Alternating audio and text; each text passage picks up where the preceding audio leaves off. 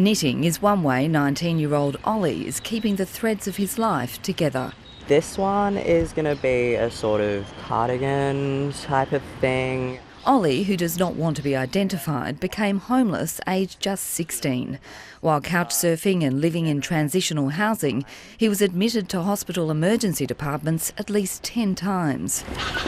I was struggling with some substance abuse issues. I was struggling with my mental health quite a lot, and not having a comfortable place to call home and go back to each day was definitely exacerbating that. Victoria's biggest youth homelessness provider says up to 70% of 16 to 24-year-olds who use their services experienced a mental health episode.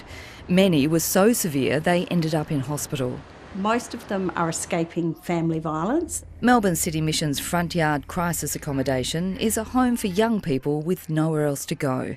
But it's a short-term solution. Usually accommodation is provided for 6 to 12 weeks with a focus on securing housing. Now housing is not available. More than 122,000 Australians were homeless at the last census.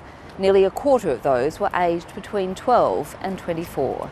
Advocates say this group has complex needs which aren't being met. We're living through the worst youth mental health crisis in history. It's heading south. The Victorian government says it's invested more than $6 billion in mental health in the last 3 years and is working on a housing statement. Ollie now has a job and a home. Adjusting to being a quote-unquote regular young adult. Raising hopes for others still suffering.